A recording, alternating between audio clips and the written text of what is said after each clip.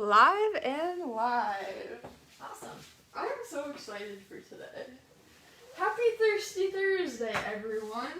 Today, we are drinking stouts. We are. Look how pretty it is. And, believe it or not, we are drinking them in glasses that have logos. You can't see it. I know you don't believe me, but it's a dark boy. I'm going to pull us up here real quick. Paula has done some research because it's International Stout Day. So happy International Stout Day, and while I pull us up here, tell them about stouts. I will tell you about stouts. Yeah, I said, did you do your stout research? And she said, I did research on our homebrew Ohio stout, so that's cool. So we talked a little bit about stouts when we did the porter segment, and that was probably, was that about 6 months ago, maybe? We did porters? Yeah. Okay, we talked about, like the difference between the porter and the stout and how that was originated. So first off, just to nerd out on the stout thing. Originally, when stout was called stout, the word stout meant proud or brave. So I don't know how you get a proud or a brave beer. This is my take on that. Okay, do tell. I think that dark beer is scary for new beer drinkers. Something about it. Would you think like in the 1600s? Maybe. I don't know. Mm-hmm. I don't. That's my 2021. Okay. No, and I agree with you that I think it is Right. intimidating to beer drinkers. Yeah. But then, as this whole stout thing evolved, the word stout became synonymous with the word strong, and that makes sense to me. So it's a strong flavor, it's a strong beer, and historically they've been known as having a higher ABV. So it's strong in potency as well. So I totally can embrace the idea of that stout means strong over proud and brave, I guess. Yeah, that's fair. Mm-hmm. So then I started looking, I'm like, we have a ton of different stouts. And I know when friends of mine go out and about and they bring me beers back, I bet 9 times out of 10 it's a stout. Really? Well, I know that's kind of what you lean towards. Mm-hmm. Is like, I still think, and I know this changes all the time, and I say, oh, this is my favorite beer. I know, this this is my... yeah. Okay. But I still kind of think that I'm more like that wheat beer IPA type of a person overall. You're a golden beer color. I think that's what I lean towards, but I'm not knocking any of the other styles, and I'm very excited to try a stout today. I actually had a stout last night that one of our homebrewers gave to me. It was one of their Irish stouts. Mm-hmm. It was really good. Obviously, This one's Irish. This one's Irish, yeah. Mm-hmm. So it's probably going to be fairly similar, but Or maybe not. maybe not. This one's 6%, so let's see. Do we have people on? I'm just trying to make sure. This is acting kind of goofy, so I think we're good. Maybe. All right. So then I looked at the stouts and I thought, well, I do love stouts. That doesn't mean I know everything about stouts, so I need to know more. And I was surprised at some of the kinds of stouts. Actually kind of grossed out by one of them. Really? Mm-hmm. So what was one you're grossed out by? Okay, it was called an oyster stout. So is it salty? That wasn't... I don't know what to do with that information. Wow. You're So providing. I know. They're like, ew. So, obviously, at that point in the history of the world or wherever the region was, and I didn't do a dissertation on this. I just did clip notes here. So they ate a lot of oysters. Okay. So there was an oyster brine. I knew that was where that was going. That was used in it. Now, by the way, I love oysters. Oh, me too. Yeah, I'm a seafood person. Raw oysters, I'm a happy girl. So, as oyster stouts have evolved, now you can have one of two things if it says oyster stouts. They may have thrown some oysters in the barrel during aging. Okay. I don't know how to... Listen, don't knock it till you try it. Right, because every time I say I don't like something, right. I eat those words. Or they really don't do that. They just brew it in the style, and then they say it would be delectable accompanied by oysters. Oh, it would be a very good pairing. So it's like a cop-out, honestly. Recently, not historically, well, no. Yeah, but... Yeah, I mean, okay, then let's make like Riesling, but instead of calling it Riesling, let's call it like fish wine, white fish wine. Yes. Like what? You never know that can happen next. I mean, yeah, I started a trend. You heard it here first.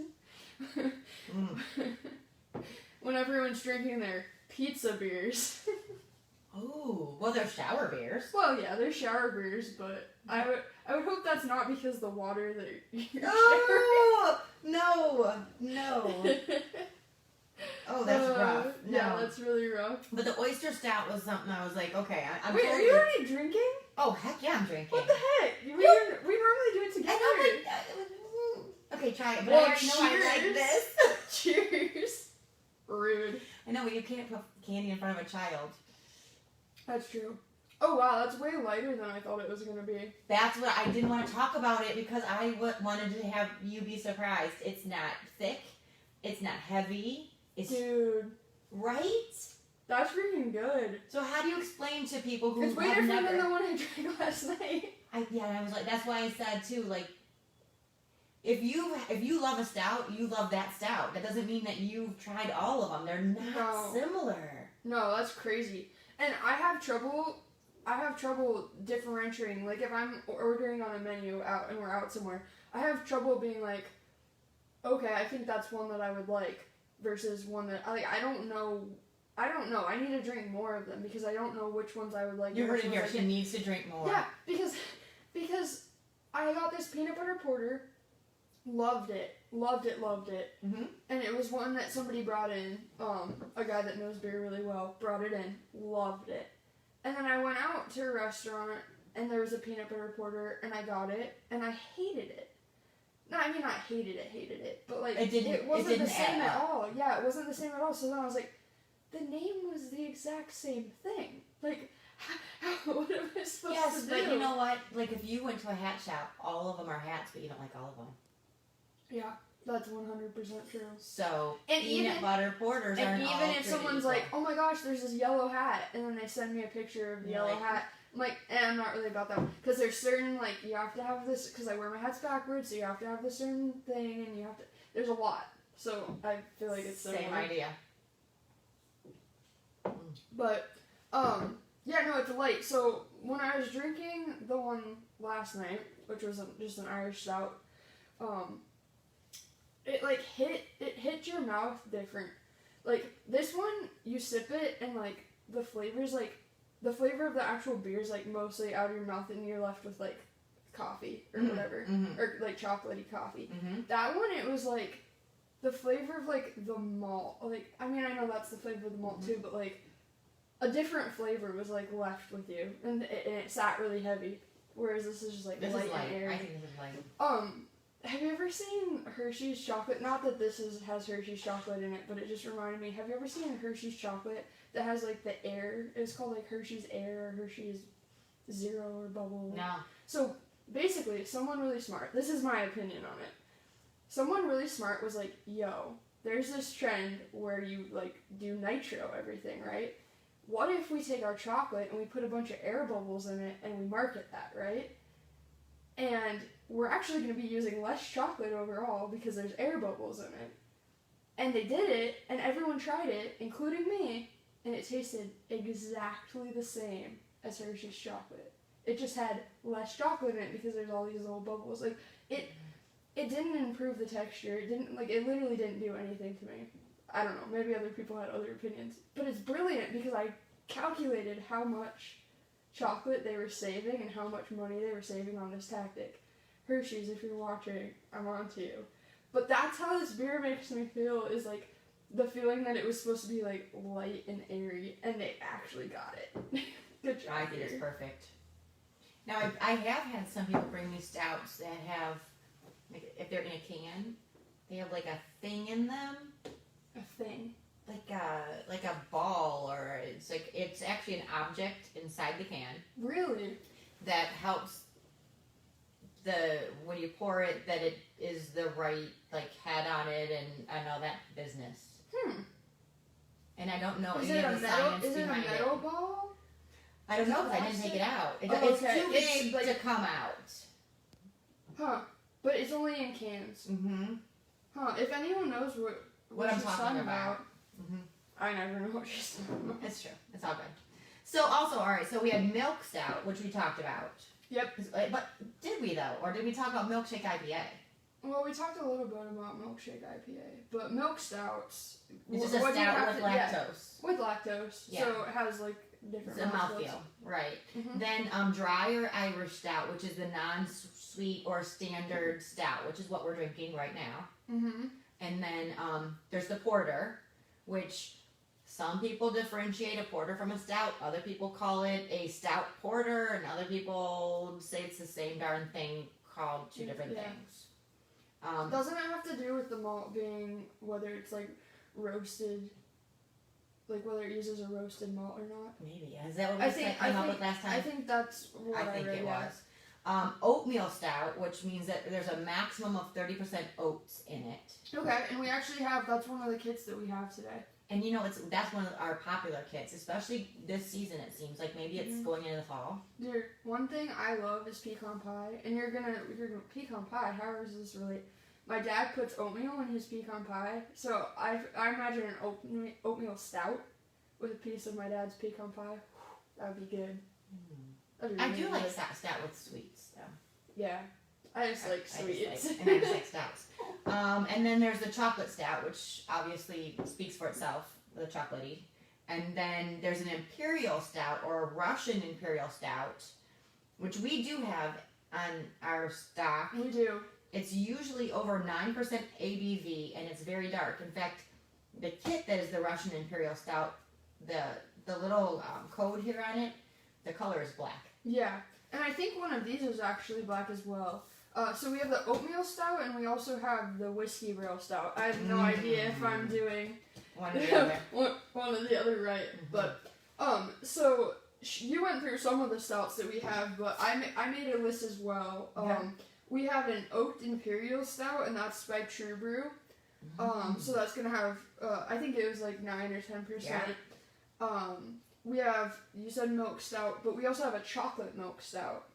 Yes. And then in the 1 gallon versions, we have just a Chocolate Stout and an Imperial Stout as well. Which is really cool that there's 2 of them in such a small selection, small category. Yeah. No, I agree. So before we unbox the kits, so I think that's what we'll do, I just want to announce the winner of our giveaway that we've been running on our Instagram. So if you've been following our page, you'll see that we were doing either a beer decorating kit or a wine decorating kit as a giveaway as the prize that you could choose. And the winner, I went on their Instagram. I'm assuming they're going to be choosing the beer option. They seem to make a lot of beer, but it's Bruscus Brews, or Bruscus Brews is the winner. So congratulations. Yeah, congrats. Thank you to everyone that participated in our giveaway.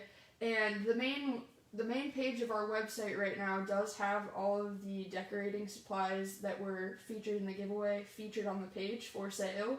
So if you're like, oh, I didn't win, they're up for sale, so you can grab them. And a lot of it's relatively inexpensive. I don't think there's anything on there that's over like $15 per item. So nice way to, I don't know about you, but like if I were to get a beer or wine that's like decorated up all nice for the holidays, it's just something special because it shows that whoever brewed it like put in a little bit of extra work instead of just, because you get brews all throughout the year that are like not decorated.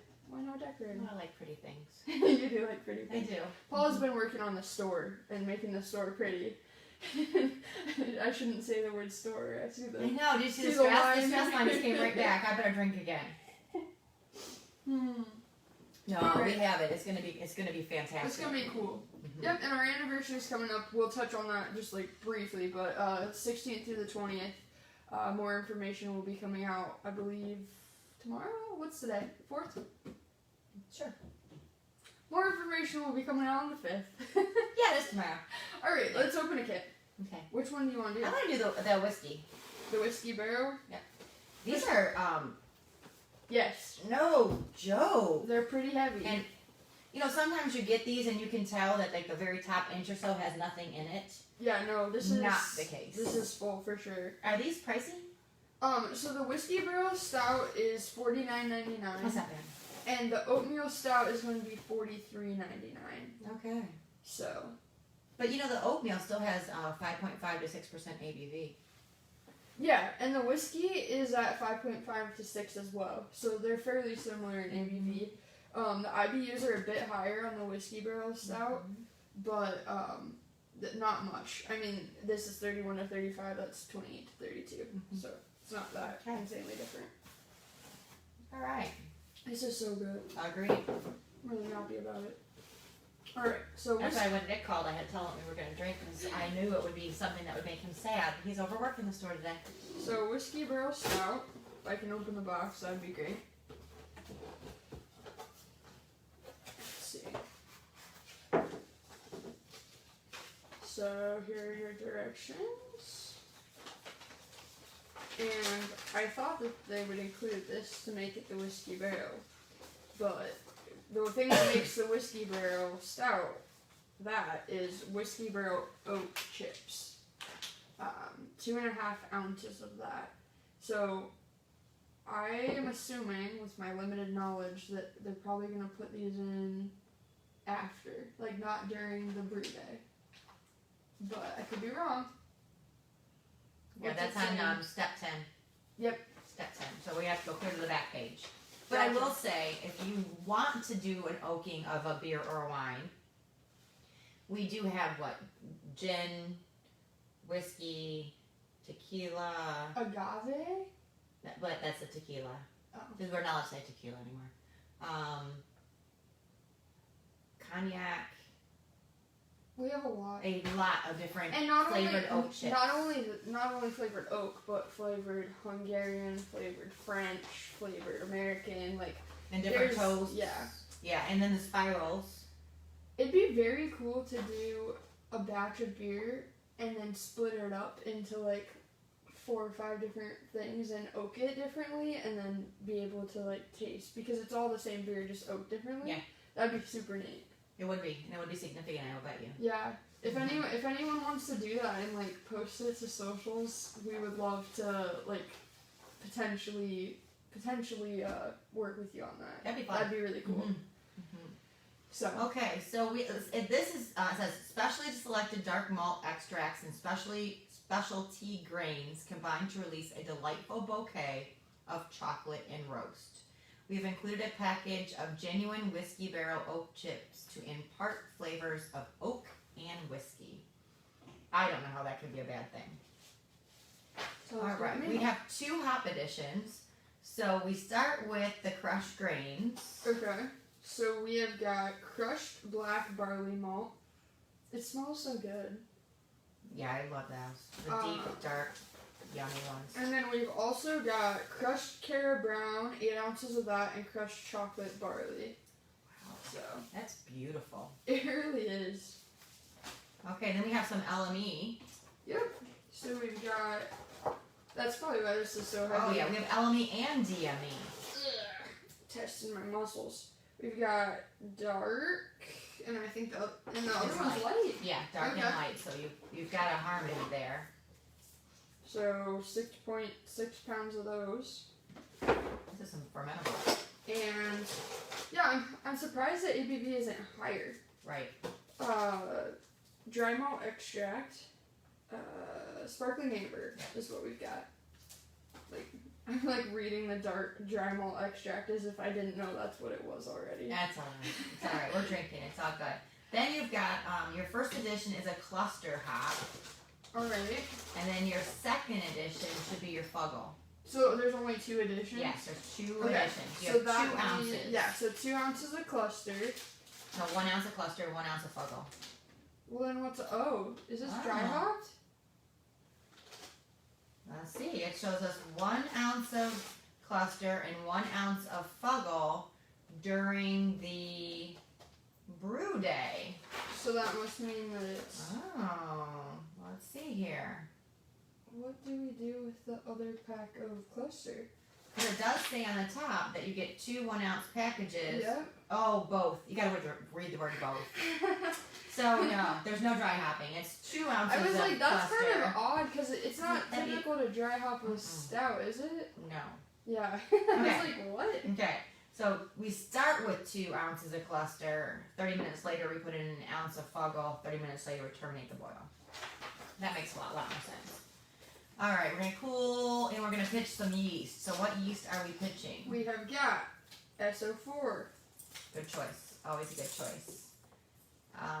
And then, so we're pitching the yeast. We do fermentation for 24 to 48 hours.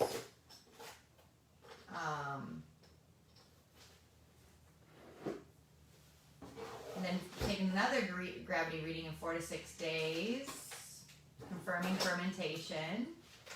And then we add our whiskey barrel chips.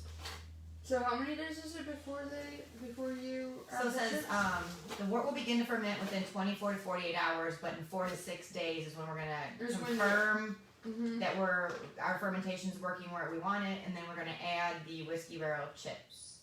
Something that I want to mention briefly is so I used to think that tilt hydrometers, I was like, that is incredibly expensive for a device that measures, specific gravity. I was like, but whatever, I guess it must be worth it. That used to be my mindset. And then I've seen them in action 2 or 3 times, and I'm like, okay, that's cool. That's worth it. So if you've been thinking about getting a tilt and you're like, and you had that mindset and you're like, is it really worth it? It is. It's pretty cool. So you just said specific gravity. And for all of you guys that are like my husband, and we ask you what you want for a holiday, and you're like, I don't know, I have everything I want, ask for a tilt. Yeah, they're cool. So It's a great gift. For those of you that don't know what a tilt is, it's I'm going to open it anyway. I have this in my hand. For those of you that don't know what a tilt is, it's basically a Bluetooth controllable hydrometer, and you might be like, well, why do I need that? I don't need my phone to measure it. The cool part is you can measure it from anywhere. It's connected, so you always can, your beer's never gonna drop below temperature, and you're like, oh shoot, I forgot, right? Yeah. And then you can monitor the ABV in real time, so you can see that it's actually working and doing something. It's just kind of, it's a lot, A, you're not going to have glass everywhere when you inevitably drop your hydrometer. And B, it's so simple. You just drop it in, you're good to go. You don't even, the refractometers, I don't know if I'm saying that correctly. I always second. But, there's no pulling a sample or anything. It's literally just dropping it in. It's the easiest option. And I will say, we have a lot of our avid brewers who do have those. I don't know what I'm closest Well, when we first got it, we knew it was a cool gadget. Mm-hmm. We wanted to know, is it worthwhile? Is it something that's going to make your brew day better? It's going to make your brew better and make your brewing experience more positive. And so we gave it to 2 different brewers. Right off the bat and said, take this home, try it, report back to us. Mm-hmm. And they came back in. And they're just love giddy. it. Yeah, yes. yeah. And the cool thing is, you can buy them in different colors so that you can have more than one brew going at the same time, monitor them all. So for the most part, anybody we've really talked to or they have talked to now owns more than one. Mm-hmm. That's cool. The one thing that I will say is you do have to buy different colors in order to be able to control them from the app. But somebody recently told me, if you're out there and you're like, oh, I wish that I could get more of the same color, there's a hack. And I can't tell you what it is, but if you email me, I can get you somebody that knows how to do it. And change what, the color information? Basically, you can rename it? Yeah, you can basically hack it so that you can have the same color. Or just get 2 colors. Yeah. Just get a red one and a green one and a pink one and a yellow one and a black one. Just get them all. All right, so this is interesting. So after your 4 to 6 days, then it says that the whiskey barrel chips must be sanitized. Oh, weird. Okay. Whiskey barrel chips must be sanitized by boiling in 1 cup of water for 5 minutes. After your chips have been sanitized, add to the fermenter. Then rack your beer onto them. And then you're going to leave your beer in contact with them for 3 to 4 weeks. Okay. So this is definitely going to expand the time frame that you need for brewing. For sure.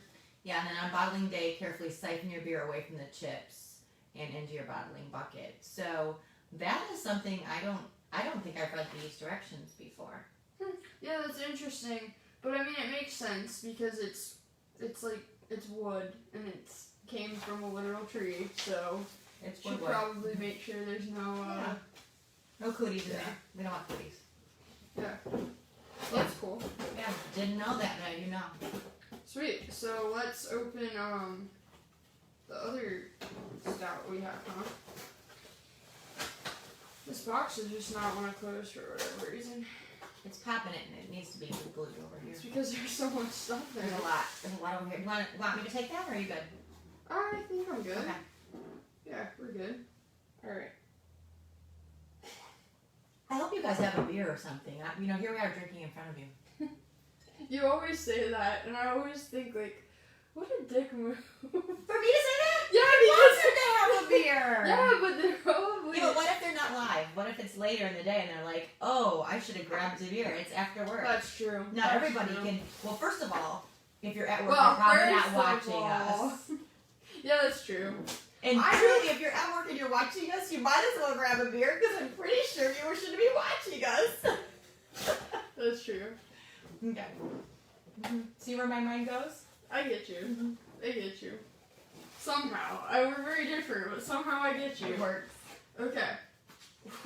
Well, first off, I give you the instructions, but there seems to be this giant package of DME in the way.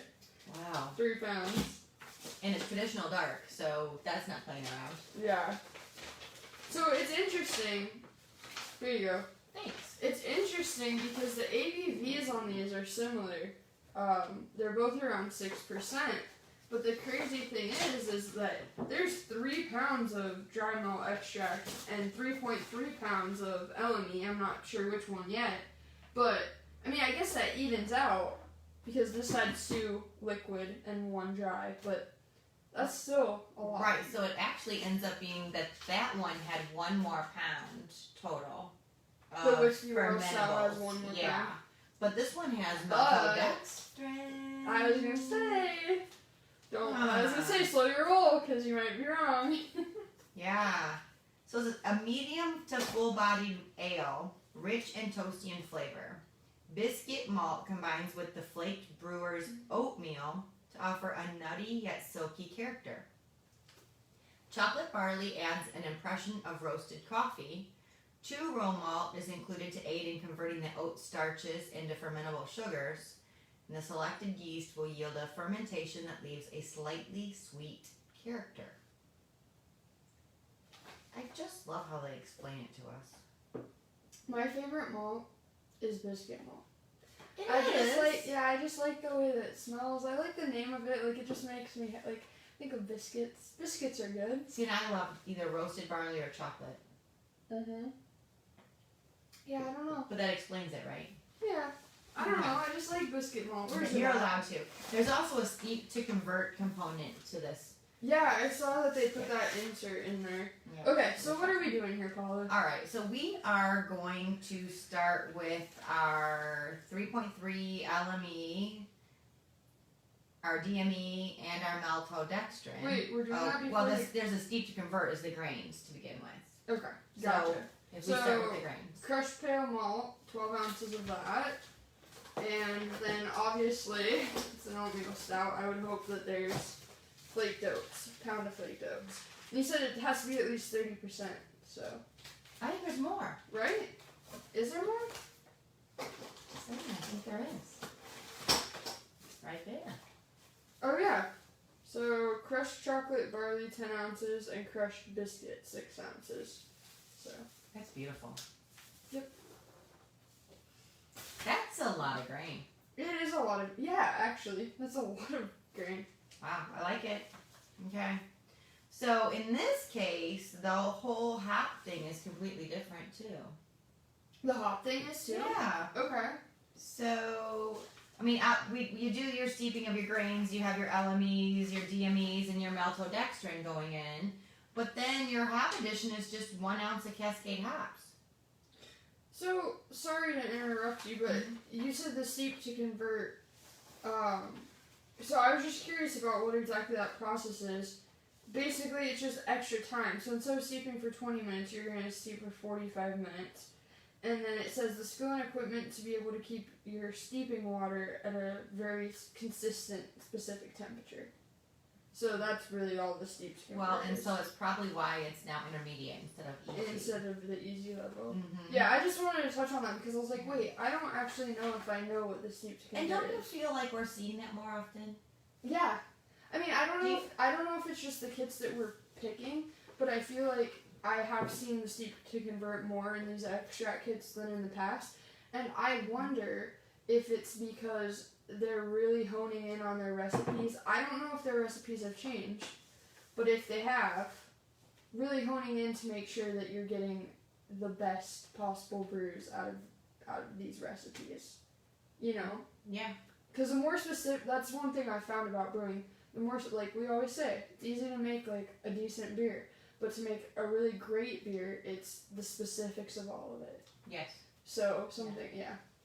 And I know that we've had visits from the guys at the company that makes Brewers Best, and we've talked to them about different kits, and we've talked to them about what we're looking for, and they've even watched some of our videos in our lives, and we've had some great conversations with them, and they have a lot of great ideas, truly, but not all of them. In fact, I would guess probably not half of them end up in a kit because they're so particular about making sure that when they put it out and they put their name on it, that it's actually something of quality. Mm-hmm. Yeah, that's cool.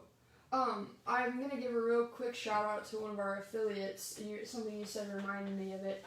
Mean Brews. He's one of our newest affiliates. If you are a person that likes to go on YouTube and just watch brewing videos, his are a little bit different. So basically, what he does is he doesn't do your typical brew day.